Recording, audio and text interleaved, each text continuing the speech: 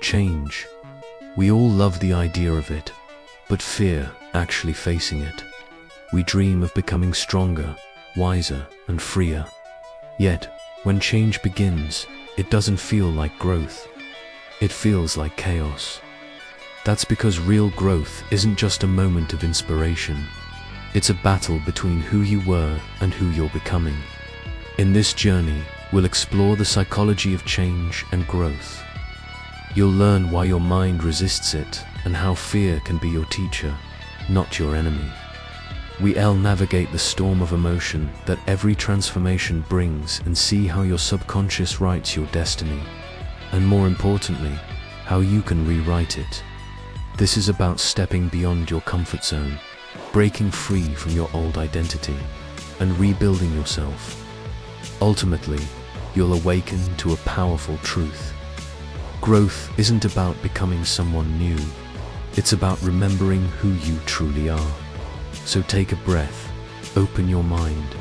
This is the psychology of change and growth. Let's begin. Change. It's the one thing everyone wants, and yet, it's the one thing most of us fear. We dream about it, we talk about growth, success, transformation, but when change finally arrives at our doorstep, it rarely feels beautiful. It doesn't come wrapped in comfort, tied with a neat bow. No, real change often comes wrapped in chaos. Why? Because every single change, every transformation, begins with an ending. Before something new can begin, something old has to die. It could be a habit, a deeply held belief, or even a version of yourself that you've known for years. We love the idea of growth, but we hate the process that demands it. We scroll through motivational quotes and imagine ourselves as this new, improved person, but the reality of getting there is far from glamorous. Real growth doesn't feel like a sudden burst of motivation. More often than not, it feels like loss, confusion, and fear. It's that terrifying moment when everything you thought you knew, every strategy you used to cope, suddenly stops working. And in that silence, a small voice in your mind whispers, "Who am I now?" That feeling, that disorientation, is not failure. It's evolution. It's the sound of your old self cracking to make room for the new. Change isn't a single, heroic decision you make one day. It's a daily death and rebirth. It's your mind slowly, painfully learning to let go of what's safe and familiar to reach for what's true and what's next. Psychology has a term for this messy, internal process, cognitive restructuring. It's exactly what it sounds like. Your brain is literally breaking old neural connections to build new, stronger ones. It's like rewiring the very foundation of your identity. And just like any major reconstruction project, it has to start by tearing something down. That's why change so often feels like you're falling apart. Because, in a very real neurological way, you are. Your brain is fighting itself. Your deep-seated need for comfort is clashing with your soul's, calling for something more. Here's the uncomfortable truth about change. It doesn't wait for you to be ready. It happens when staying the same becomes so painful, so unbearable, that it's no longer a viable option. Every human being eventually stands at that crossroad. On one path, there's comfort, safety, the familiar pain you've gotten used to. On the other path, there's growth, purpose, and an unknown, terrifying freedom. You'd think the choice would be easy, but most people choose comfort. Why? Because the human brain loves patterns. It's designed for efficiency and survival, and it fears uncertainty more than it fears misery. That's why so many lives remain stuck in the same loop for years, sometimes decades.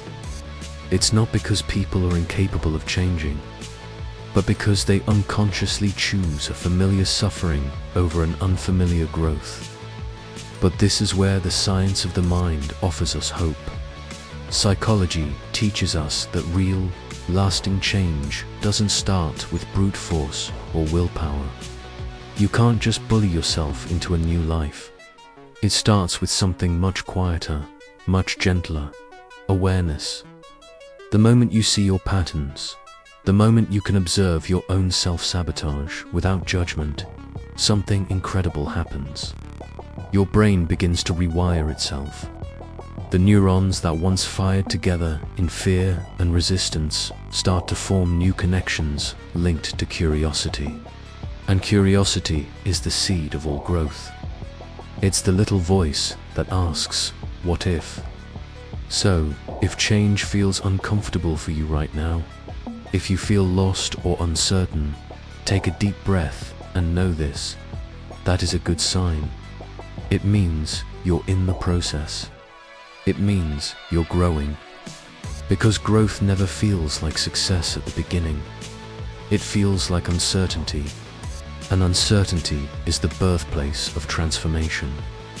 This understanding is just the beginning of your evolution.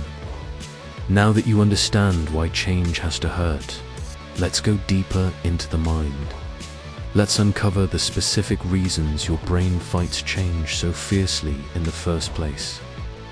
The number one reason your brain resists change is something called homeostasis. It's a biological principle that applies to your mind just as much as your body. Your body works tirelessly to maintain a stable internal environment, a steady temperature, a balanced pH level. Your brain does the exact same thing with your thoughts, habits, and emotions. It craves a stable, predictable psychological state. This state is your comfort zone. It doesn't matter if your comfort zone is actually comfortable. It could be a place of anxiety, procrastination, or low self-worth. As long as it's familiar, your brain registers it as safe. So when you try to introduce a new habit, like waking up early to exercise, your brain sounds an alarm. It senses a deviation from the established baseline which is sleeping in. It doesn't see health or discipline. It just sees a threat to its stable, predictable world. It will then do everything in its power to pull you back to the old pattern. It will make you feel tired, unmotivated. It will whisper excuses into your ear. Just one more day won't hurt, or you deserve to rest. This isn't a sign of weakness. It's a sign that your brain's survival mechanism is working perfectly. It's trying to keep you safe by keeping you the same. The key is to recognize this resistance not as a stop sign, but as evidence that you are successfully pushing the boundaries of your homeostasis. The second major barrier is what psychologists call the negativity bias. Our brains are fundamentally wired to pay more attention to negative experiences than positive ones. This was an incredibly useful survival trait for our ancestors. Forgetting where the sweet berries grew was an inconvenience. Forgetting where the saber-toothed tiger lived was fatal. So, our brains evolved to be like Velcro for bad experiences and Teflon for good ones. How does this affect change? When you consider making a big life change, like starting a business or moving to a new city, your brain does immediately focus on the exciting possibilities of success and happiness. Instead, its ancient, fear-based circuits light up. It starts scanning for every possible danger, every potential failure. What if you lose all your money? What if you don't make any friends? What if you hate it and you're stuck? This flood of negative what-ifs isn't a reflection of reality. It's a feature of your brain's outdated operating system. It's trying to protect you from perceived threats. But in the modern world, this bias often protects you from opportunity and joy. Overcoming this requires consciously shifting your focus. It means acknowledging the scary scenarios, but then deliberately, actively, and repeatedly focusing on the potential positive outcomes. Finally, let's talk about identity. This is the deepest and most powerful force that keeps us stuck. We don't just have habits, we have identities built around those habits. You're not just someone who smokes, you are a smoker. You're not just someone who avoids social events. You are an introvert or shy. These labels become part of the story we tell ourselves about who we are. When you try to change the habit, you're not just changing a behavior, you're challenging your own identity. And that feels like a direct threat to your sense of self. Your brain panics because if you're not the person who always overthinks, then who are you? This void, this unknown identity, is terrifying. This is why affirmations alone often fail. Simply saying, "I am confident," when your entire identity is built around being insecure, creates cognitive dissonance. Your brain rejects it. The more effective path is to start with tiny, manageable actions that provide evidence for a new identity. Instead of declaring you're a healthy person, just go for one 10-minute walk. The action is small, non-threatening, but after you do it, you have a tiny piece of evidence. You're now a person who sometimes goes for a walk. Repeat that small action, and the evidence builds. Slowly, gently, you start to construct a new identity from the ground up, based on proof, not just hope. The old identity doesn't die in a dramatic battle. It simply fades away as the new one becomes stronger. Understanding these three forces, homeostasis, negativity bias, and identity, is like being given a map to your own mind. The resistance you feel isn't personal. It isn't a sign that you're broken or weak. It's simply the predictable, universal mechanics of the human brain. And once you see the mechanics, you are no longer a victim of them. You become the operator. You can anticipate the resistance. You can understand where it's coming from, and you can develop strategies to work with your brain, not against it. You learn to soothe its fear of the unknown, to gently challenge its negative stories, and to slowly build a new identity, one small, brave step at a time. This is the true art of transformation. Thank you for joining me on this journey into the mind. If this exploration of the psychology of change resonated with you, consider subscribing for more deep dives into how our minds work. Every click helps us continue creating content that empowers you to understand yourself better.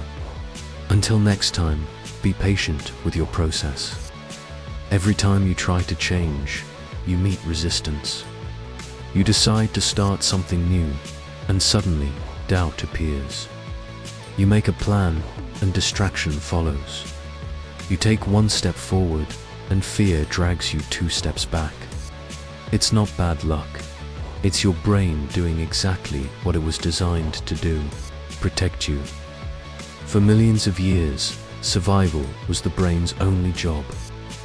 In ancient times, anything unfamiliar meant danger. A strange sound could mean a predator. A new path could lead to death. So your brain devolved a simple rule: if it's new, it might be unsafe.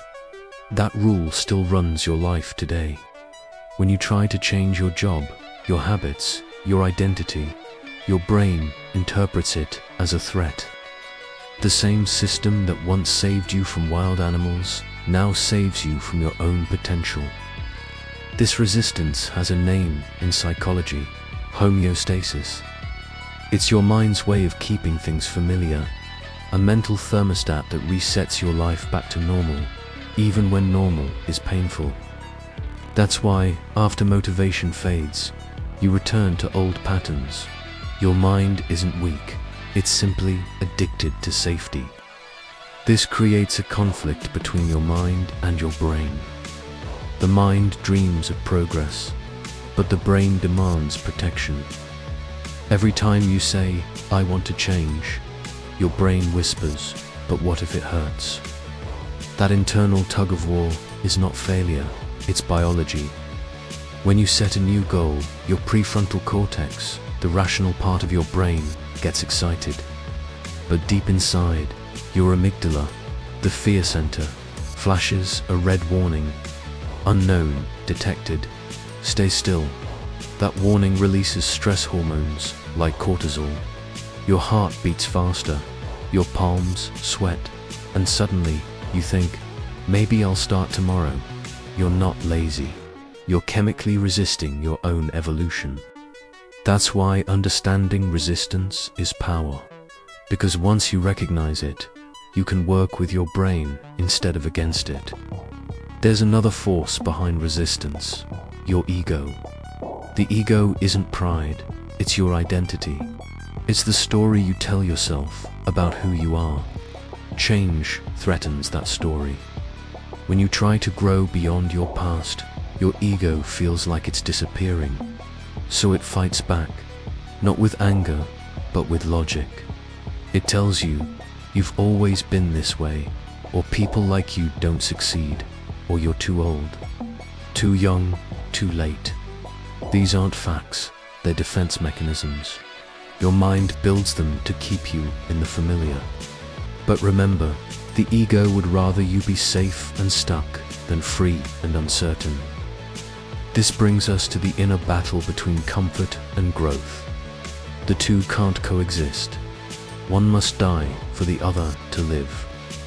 When you choose growth, you choose discomfort, confusion, failure, effort. When you choose comfort, you choose repetition. The same mistakes in softer packaging. Most people want growth without pain. But that's like wanting muscles without weight, or wisdom without mistakes. Pain isn't the opposite of growth. It's the proof of it. Your resistance, the fear, the hesitation, the overthinking, isn't a sign that you're broken. It's a sign that you're entering a new mental space. You're walking past the edges of your identity. And every time you push through that discomfort, your brain performs a miracle called neuroadaptation. It begins to rewire itself, releasing dopamine for progress instead of safety. The unknown becomes familiar. The challenge becomes normal. The impossible becomes routine. That's how habits are born, not from sudden motivation, but from repeated resistance met with awareness. The more you face resistance consciously, the weaker it becomes. Because the mind learns not by avoiding fear, but by surviving it.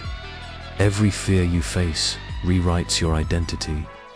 Every hesitation you overcome builds a new self. That's how growth begins, not when the fear disappears, but when it no longer decides for you.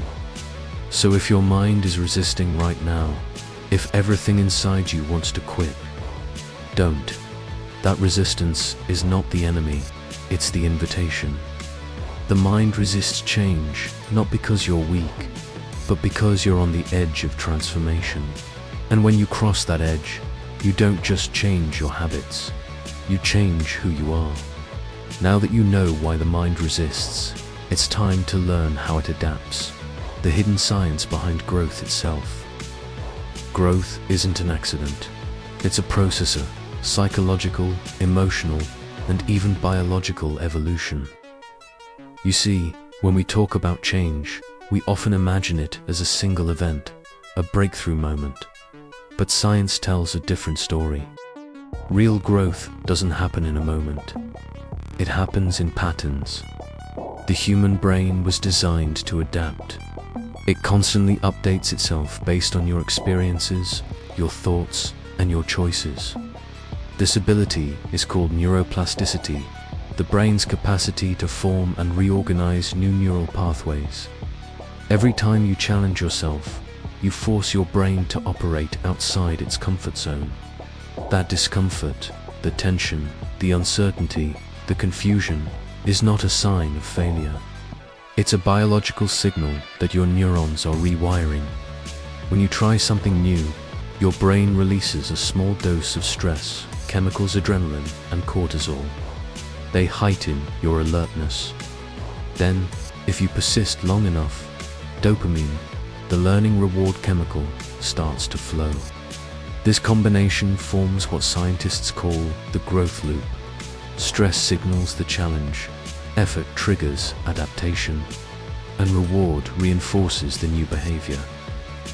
The more you repeat this cycle, the stronger those neural connections become.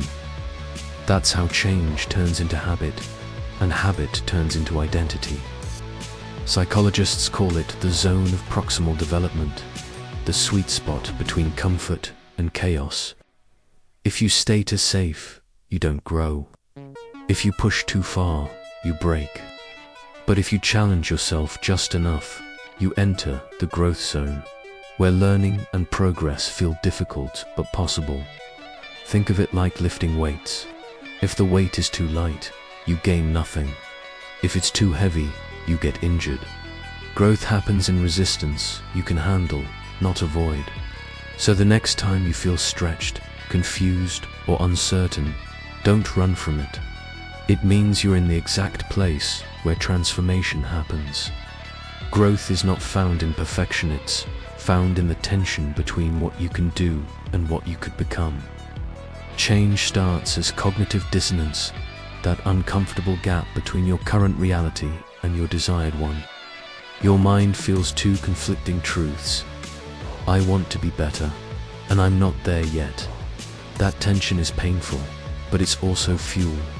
Because the mind hates inconsistency, it will do whatever it can to close the gap. And if you stay aware, it begins to choose action over avoidance. That's why discomfort is not the enemy. It's the signal of potential. The greatest moments of transformation always begin as mental friction. The more you resist it, the longer you stay stuck. The more you embrace it, the faster you evolve. Psychology defines growth as a repeating cycle. First comes awareness. You recognize something must change. Then comes conflict. Your current habits fight to stay alive. Next is experimentation. You take small steps toward the unknown. Then, adaptation. Your mind adjusts to the new behavior. And finally, integration. The new pattern becomes automatic. Most people quit in stage 2 when conflict feels overwhelming. But the truth is, the presence of conflict means progress has already begun. Because every time you push through that second stage, your identity begins to evolve. You start to see yourself differently, not as someone trying to change, but as someone capable of changing. That shift in self-perception is called identity expansion. It's not just growth, it's becoming. Failure is not a stop sign, it's a mirror. When you fail, your brain receives new data, information it couldn't get from success alone. In fact, neuroscience shows that failure activates the part of your brain responsible for learning and problem solving. So the more you fail and analyze your mistakes, the faster your brain learns to adapt. The only failure that stops growth is the one you refuse to learn from. Each setback is a message, a clue about what needs to change next. Listen to it, honor it, then move forward. Growth isn't about avoiding pain. It's about using it. Emotions aren't obstacles, they're signals. Fear means you're leaving safety. Sadness means you're processing change. Excitement means your future self is calling you forward. Psychologists say emotions act as a GPS for growth. They tell you where you are and where you're avoiding. The more you learn to feel without running, the stronger your emotional intelligence becomes. Emotional maturity isn't about controlling feelings. It's about understanding them so they can guide you instead of rule you. Growth happens when the emotional mind and logical mind finally begin to work together. When your heart stops fearing what your brain already knows, that discomfort is not death, it's direction. The science of growth isn't hidden in a textbook. It's written in your daily struggle. Every challenge, every failure, every fear is your brain learning to expand beyond what it used to believe. Growth doesn't happen because life gets easier. It happens because you get stronger. So when you feel lost, remember this: your brain is not breaking, it's building. You're not falling apart. You're falling into your next version. Now that we understand the science behind growth, it is time to look at the heart of transformation, the emotional journey that tests who we truly are. Thanks for watching, and be sure to subscribe for the next part of our journey. Change doesn't happen in your mind first. It happens in your heart. Before your brain rewires, before your habits shift, something inside you must first break open the emotional layer that holds your old identity together. Because growth isn't just about building new patterns, it's about releasing old pain. Every transformation begins with loss, the loss of who you used to be. That's why change feels so painful. Even when you want it, your emotions mourn the version of you that's fading away. When you leave behind old habits, you're not just changing actions, you're leaving behind comfort, memories, sometimes even people, and your heart resists. It says, "This feels wrong," but it's not wrong, it's unfamiliar. In psychology, this process is called transitional grief. Your emotions grieve the death of stability. Even if your old life was painful, it was still known, and the human heart finds safety in the known. The paradox of change is this: the same pain that breaks you is the pain that frees you. You can't skip it. You can't bypass it with motivation or distraction, because emotions are not obstacles, they are messages. They speak a language older than words. Fear says, "Protect me." Sadness says, "Something mattered." Anger says, "Something's not fair." And acceptance whispers, "Let's move forward." Growth requires listening to these emotions, not silencing them. In neuroscience, emotions are just data packets, signals sent between your brain and body. When you ignore them, they repeat louder. When you honor them, they complete their cycle and fade. That's why healing feels heavy at first and peaceful later. There's a moment in every person's transformation where everything feels like it's falling apart.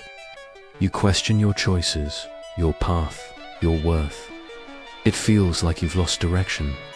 But in truth, you're not breaking down. You're breaking through. That chaos is your emotional system recalibrating your nervous system, learning to live without old fears. Your heart learning to beat to a new rhythm. Psychologists call this process emotional reorganization. Your brain literally rebuilds how it responds to stress, love, fear, and hope. That's why, right before the biggest breakthroughs, you often face your darkest nights. Because your mind is dissolving everything that doesn't fit the next version of you. Growth isn't all light. It's shadow, too. Carl Jung, one of psychology's greatest minds, believed that true growth begins the moment you face your shadow self, the parts of you you've denied, buried, or judged. Your jealousy, your anger, your fears, they're not your enemies. They're your unhealed teachers. When you stop running from them, they stop controlling you. Most people chase positivity, but real healing begins with honesty. You can't grow from who you pretend to be, only from who you truly are. When you face your shadow, you bring unconscious pain into the light of awareness, and what is brought to light loses its power. Growth doesn't mean you stop feeling pain. It means you stop being ruled by it. Emotional maturity is the art of sitting with discomfort without turning it into your identity. You don't say, "I am broken." You say, "I am healing." Every emotion you survive builds tolerance, and tolerance builds strength. Soon, the pain that once crushed you becomes a feeling you can hold with peace. That's when you know you're rechanging, when the same storms that once drowned you now only make you sway. Every tear you've cried, every night you've spent questioning your worth, every fear you've faced, they weren't wasted. They were training your heart to open again, training your soul to stay soft in a hard world. Because emotional growth is not about becoming unbreakable, it's about becoming unshakable. Unbreakable things shatter when they're hit, but unshakable things bend, adapt, and keep standing. So when you feel like your heart is breaking during change, remember, it's not breaking down, it's breaking open. You don't grow by escaping emotion, you grow by understanding it. Every moment of pain carries the seed of peace. Every breakdown hides a breakthrough. And when your heart learns to stay open through it, that's when transformation becomes permanent. Now that we've explored the emotional side of growth, it's time to step into the fire, the place where comfort ends and courage begins. Thanks for watching. Every human being lives inside a circle, a space made of habits, fears, and familiar patterns. That circle is called the comfort zone. Inside it, you feel safe, predictable, in control. But outside it, that's where life begins. The comfort zone is a silent cage, built not from walls, but from certainty. You say, "I'll start tomorrow. I'm not ready yet."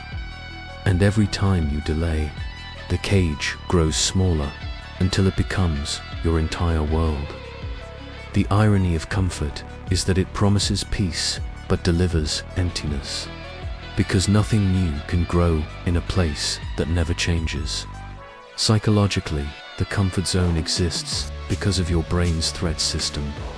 It's controlled by the amygdala, the part of the brain that detects danger. To your brain, new equals uncertain, and uncertain equals unsafe. That's why doing something new triggers anxiety. But here's the twist. Your brain can tell the difference between physical danger and emotional discomfort. It reacts to both as threats. That's why sending a message, starting a new project, or speaking in public can make your heart race. Your brain thinks you're in survival mode.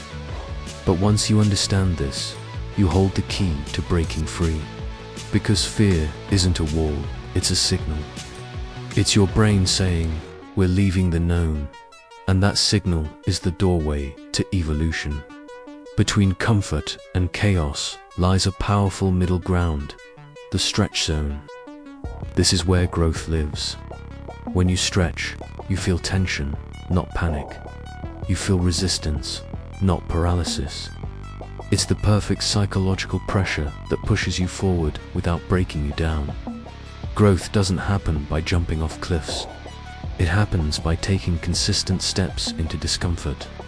Every time you step a little further, your nervous system adapts, your comfort zone expands.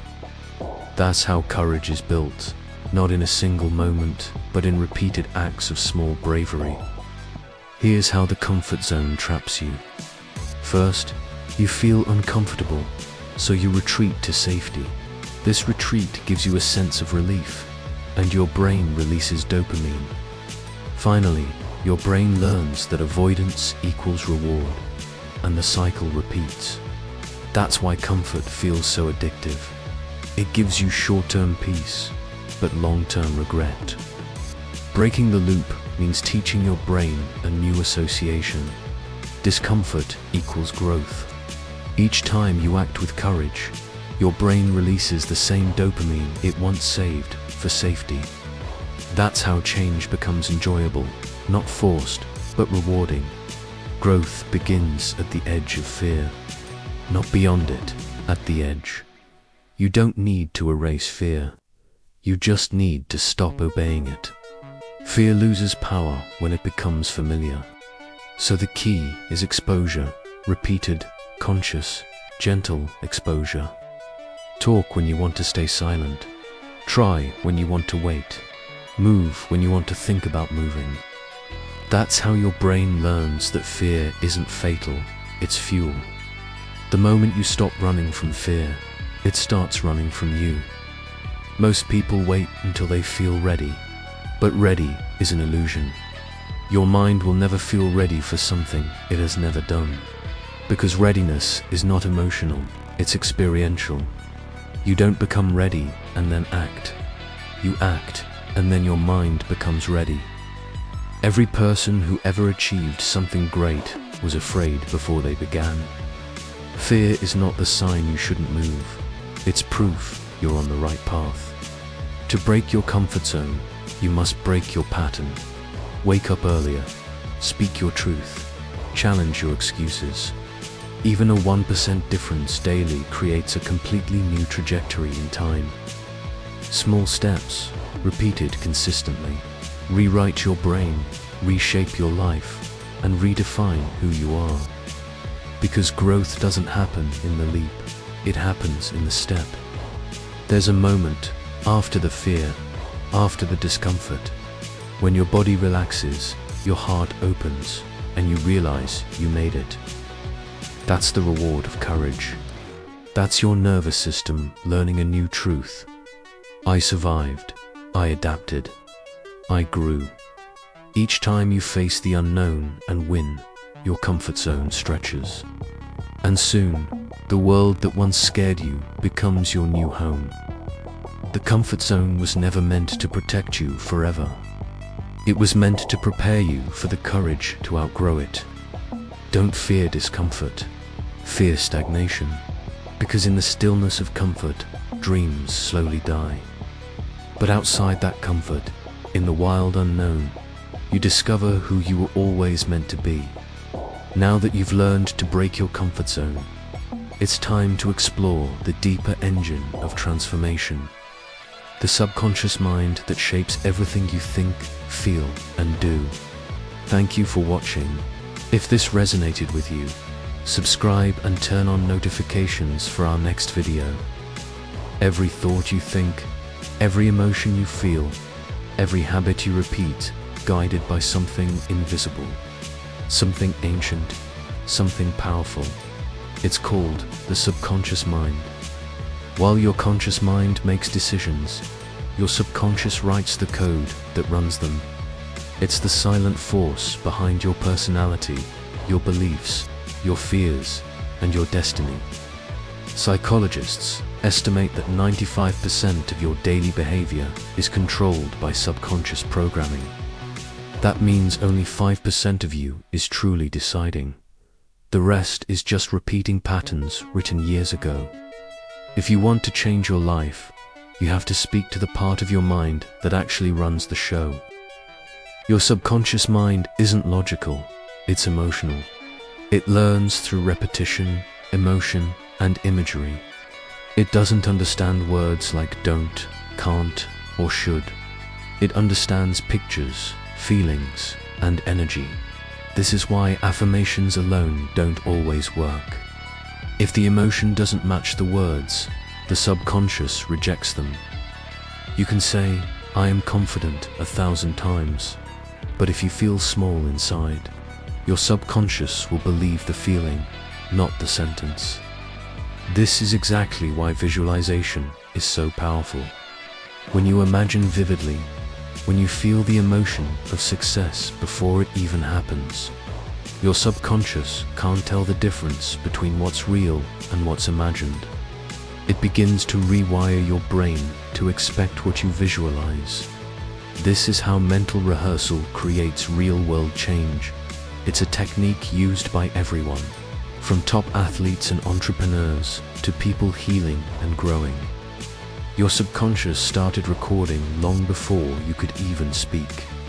From birth to about age 7, your brain was mostly in what's called a theta wave, theta hypnotic, super impressionable condition.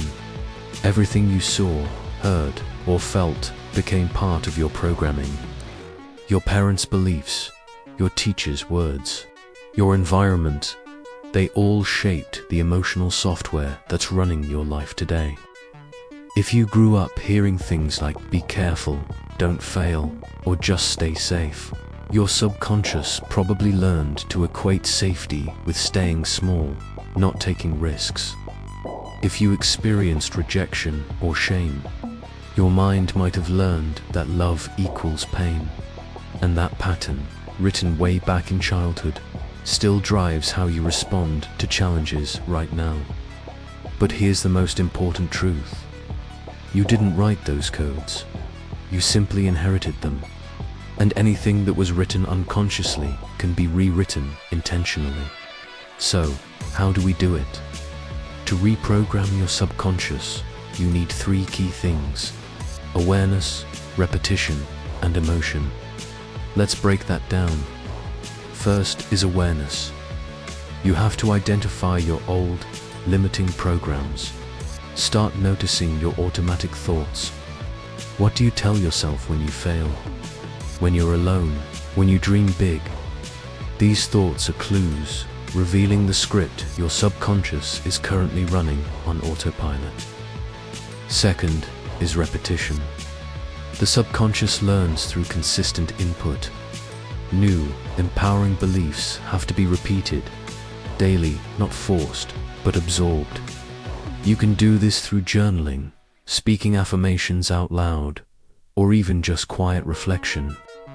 Consistency is what makes the new belief stick. And the third, most crucial ingredient is emotion.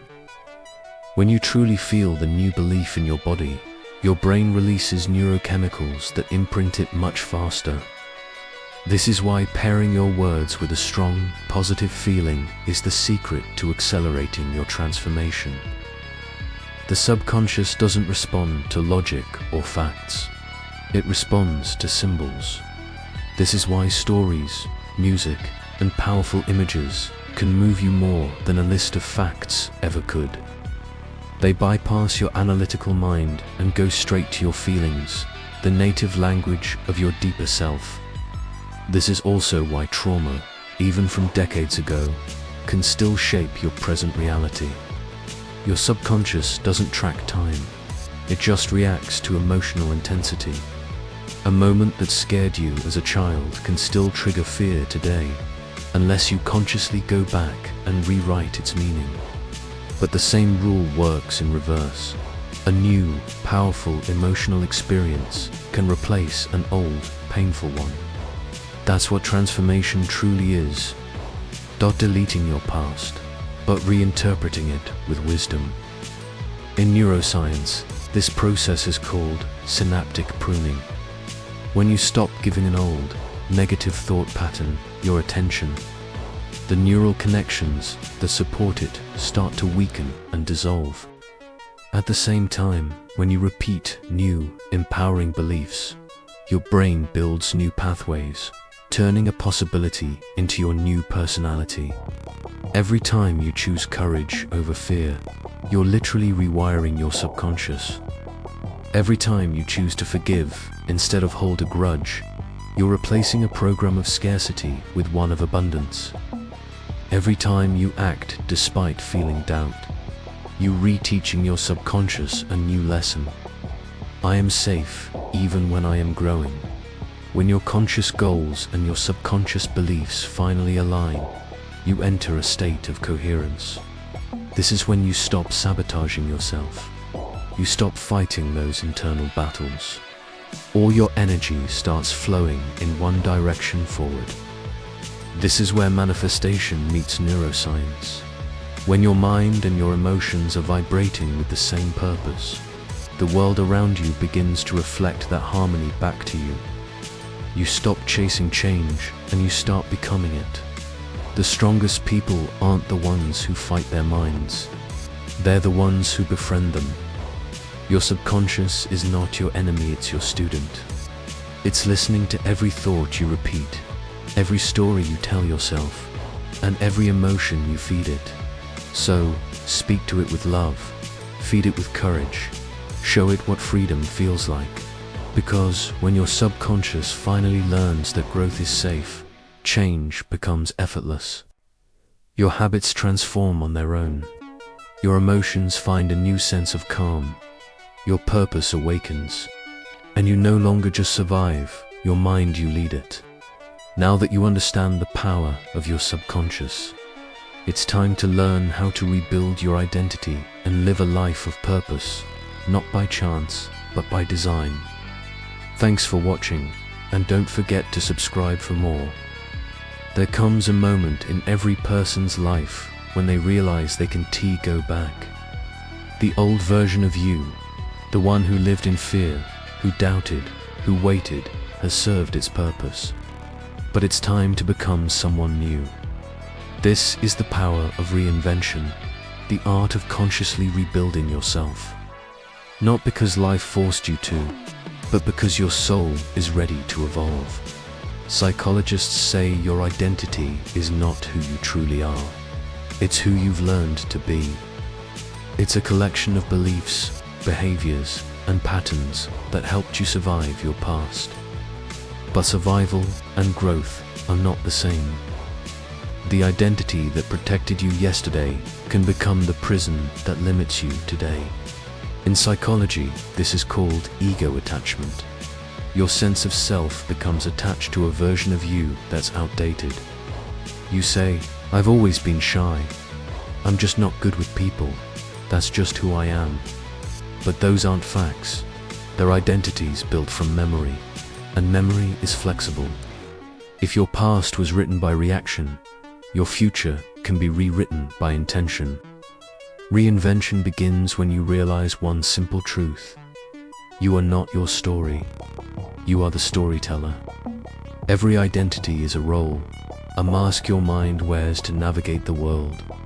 But you can change the role anytime you choose. The process of reinvention follows 3 stages: awareness, release, and recreation. First, awareness. Seeing yourself clearly. Most people never truly see themselves. They see reflections of other people's opinions from parents, teachers, and society. Awareness is the moment you step away from the noise and look at yourself with honesty. Ask yourself, who am I when no one's watching? What do I believe about myself that keeps me small? What part of me is afraid to grow? The person you see in that reflection, that's not your limit. That's your beginning. Next, release. Letting go of the old you. Letting go isn't losing, it's freeing. Every time you hold on to an old identity, you block the energy meant for your next one. You must release old beliefs that say I can't, old environments that keep you small, and old versions of yourself that only knew how to survive. It will hurt. It will feel empty. But that emptiness is sacred. It's space for the new self to enter.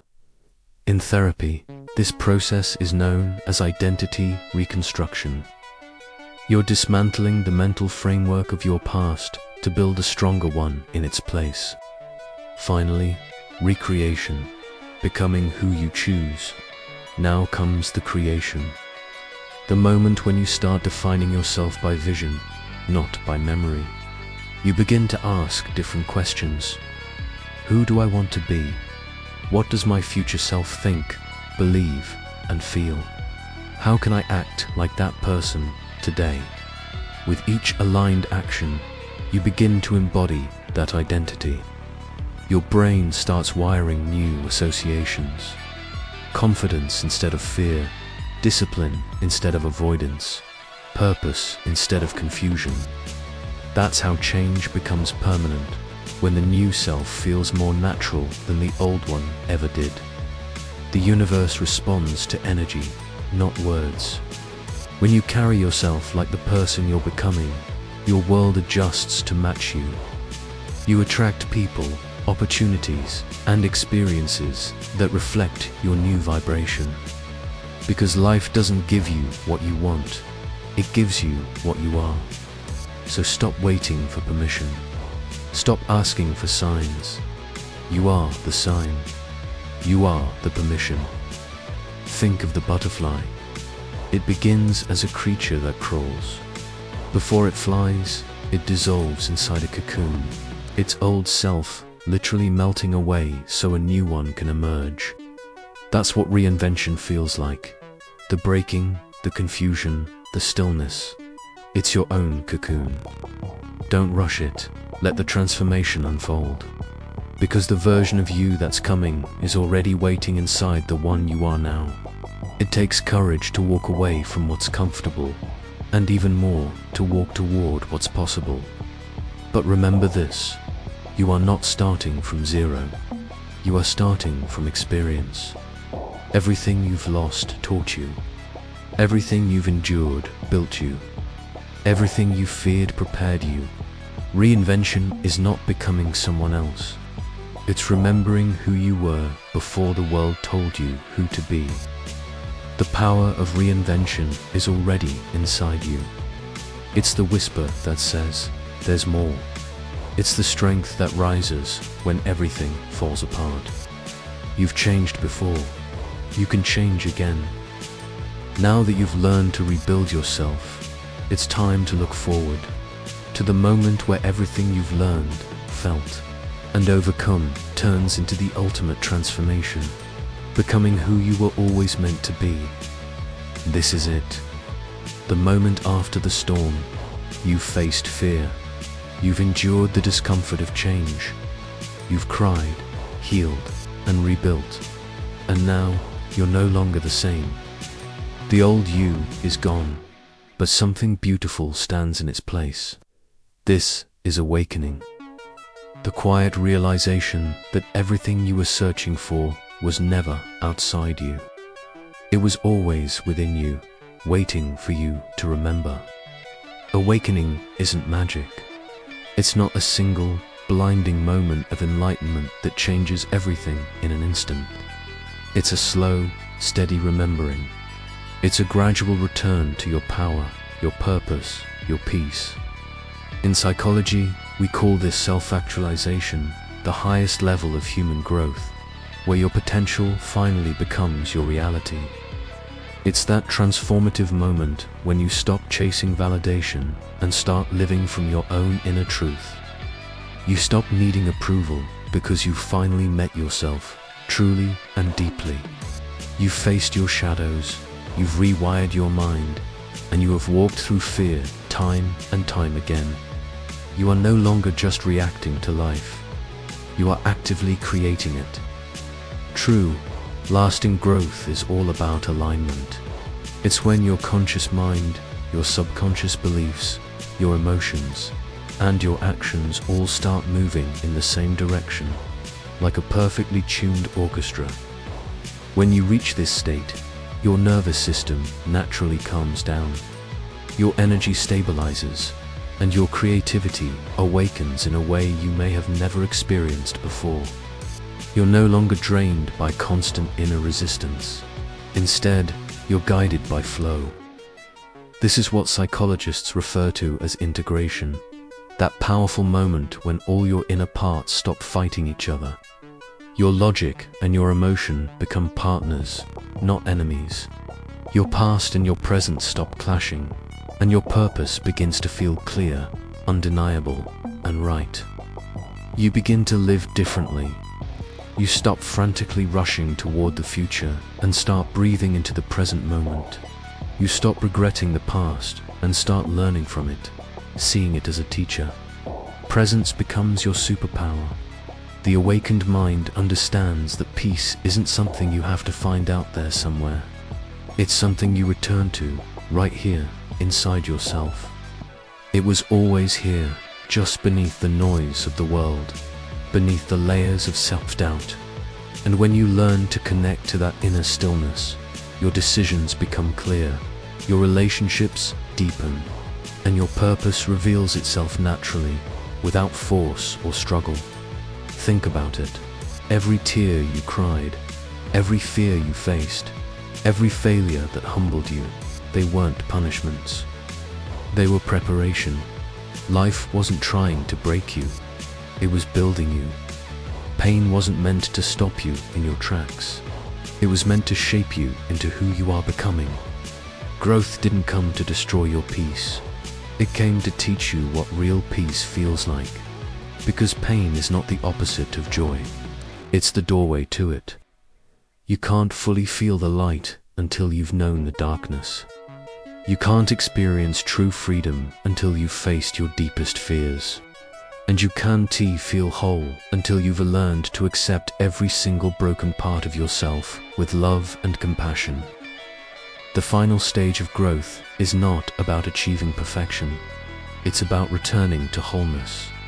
And wholeness doesn't mean you'll never feel pain again. It means that pain no longer defines you. You carry your scars not as open wounds, but as symbols of wisdom and resilience. You stop desperately seeking strength from outside sources because you realize that you are strength. You've learned that growth isn't about becoming something entirely new. It's about remembering who you already are beneath all the conditioning and expectations. Awareness is your greatest gift. It's the ability to see yourself clearly, not through a lens of judgment, but through one of gentle understanding. Every single time you pause and just breathe, every time you choose to observe your thoughts instead of automatically reacting to them, you are practicing awareness. And this awareness creates freedom. Because when you can see your mind, you are no longer a prisoner of your mind. You become its master. That is what awakening truly is. It's not an escape from life, but a deeper, more meaningful participation in it. You are not who you were a year ago. You are not your past mistakes. You are not your failures, or your fears, or the labels that others have tried to put on you. You are the one who learned, endured, and evolved. So rise, not as who you once were, but as who you were always meant to be. A mind awakened, a heart unafraid, a soul perfectly aligned with its purpose. You have walked through the fire of fear. You have faced yourself in the mirror. You have rewritten the programming of your mind. And now you are free. Because real freedom doesn't come from changing your world. It comes from changing your perception of it. Every sunrise is proof that no night lasts forever. Every new breath you take is a reminder that you still have time. And every single thought you think is another chance to create yourself anew. You are not behind. You are not broken. You are becoming.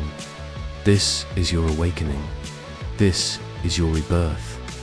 This is the psychology of change and growth. This is what it means to evolve, to live, to learn, to rise. And remember, the greatest transformation you'll ever experience is becoming the person you were always meant to be.